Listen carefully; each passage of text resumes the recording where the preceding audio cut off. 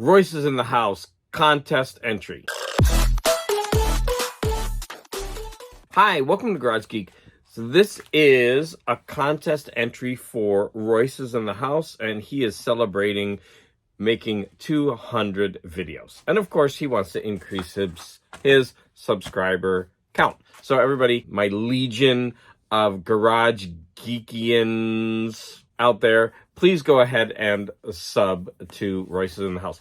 Now, I need to work on that. I need a name for the legion of followers who wait for my videos and they're scratching and clawing to get more content from me. What do I call them?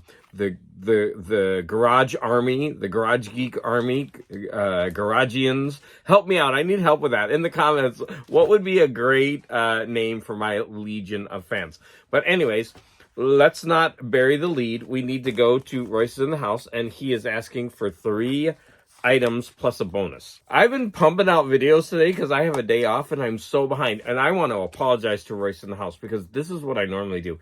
As soon as I see a contest entry, I immediately try to make a video for it because I want to support other people out there in not only the VC, but in comics and literature, whatever genre that we're talking about.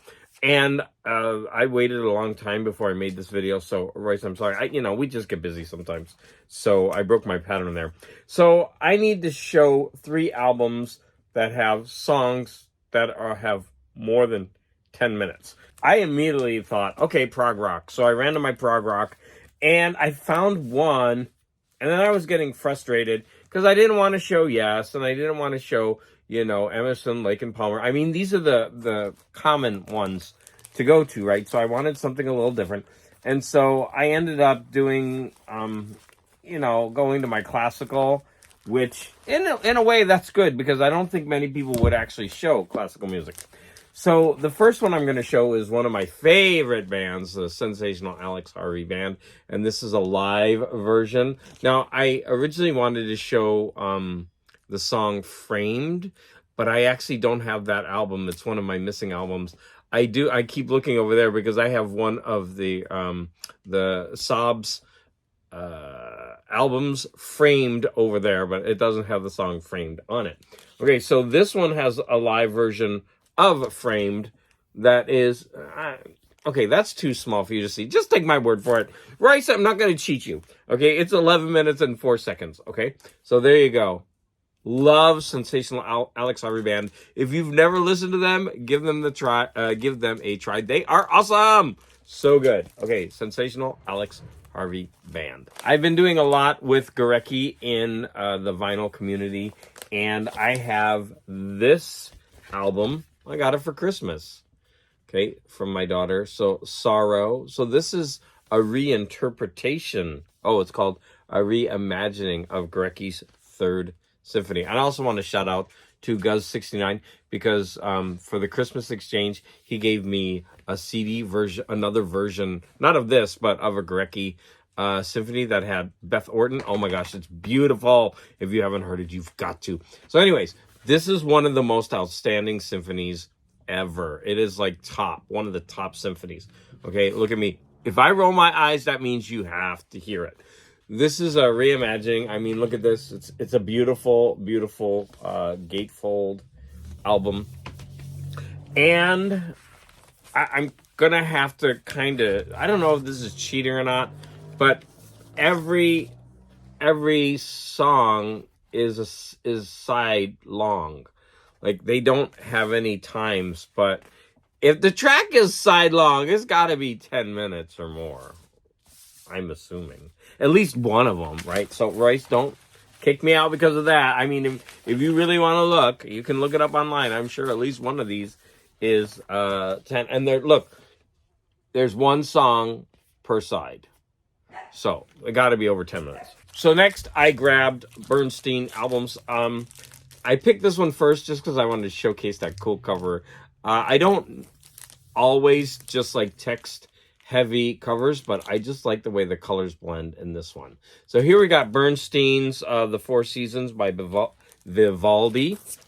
And when I looked at the back, I was like, oh no, I can't use it. So basically spring has 3 parts. And they do add up. Each part adds up to 10 minutes, but each part is separate. So I was thinking, well, technically that could be 3 different songs and I could be disqualified. I don't want to be disqualified now. So then I found this one, which is on the beautiful blue Danube. Bernstein. Look at that. Gorgeous cover. Oh, there go my dogs. So when you look at side 1, you can see that I pointed the wrong thing. The Emperor Waltz is 11 minutes and 50 seconds. And that is definitely over 10 minutes. Okay, let me go deal with my dogs. Okay, so that takes care of the first criteria. So the second one is 3 album soundtracks. That's easy for me. I've got a bunch of soundtracks. But I wanted to showcase some that I haven't shown before, but I'm not because I've shown some of these. So the first that I want to show is the soundtrack to Porgy and Bess. Look at this. Look at that. Starring Sidney Poitier, Dorothy Dandridge, Sammy Davis Jr., Pearl Bailey. Look at that. And look at that gorgeous cover. Here you go. So that's soundtrack number 1. Oh, look. I put a little sticker on a piece of paper. This is from 1959. One of my favorite soundtracks. This was actually hard for me to find. I was so glad when I finally found it. This is conducted by John Williams from a film that I absolutely adore. Not many films can tear me up, but this one can. And this is The Accidental Tourist. I love this. I read the book too, but you know what? The book is very, very good. But the movie just captures some kind of magic. It's so good. Okay, John Williams, Accidental Tourist.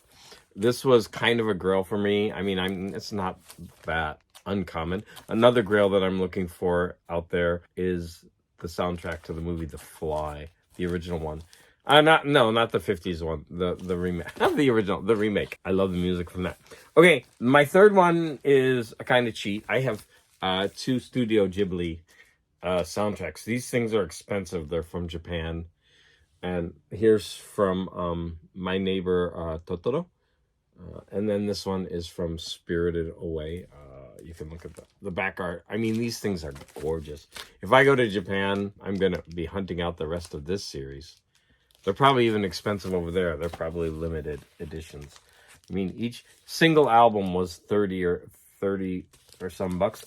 I bought this one, and then my daughter gave me this one as a gift. The last real task is we have to show albums with keyboards. So I'm with great keyboards, not just keyboards, great keyboards.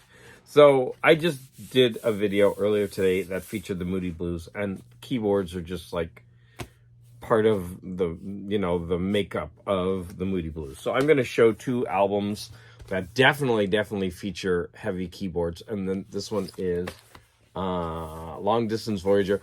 The art on this is stunning. It's a beautiful gatefold. I'm going to open it up for you. Can I get that so it's a little bit equal? There we go. And then in the middle of the gatefold is kind of a universe with the words and little pictures from the cover. Okay, and then another one, this is definitely keyboard heavy, is their, I guess kind of like a return after being gone for a while, was Octave. And then this one was the one right after that. So yeah, this is more 80s stuff. But yeah, so this is another gatefold. This is definitely keyboard heavy. And finally, I'm not going to show another Moody Blues, but I'm going to show a Moody Blues solo artist, which is Michael Pinder's The Promise. He is one of the original founding members of the Moody Blues, I believe, but he left the group and he didn't return for the comeback, I guess. I'm not sure about that. I could be totally wrong. Sorry about that.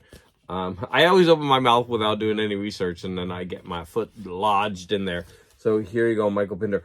But this album is very beautiful. If you're a Moody Blues fan and you haven't heard this, you will like it. Now, I haven't listened to it in a while, actually, and it might sound dated, but I remember when I was young, I was just fascinated with this, and I actually have a really nice CD copy of it.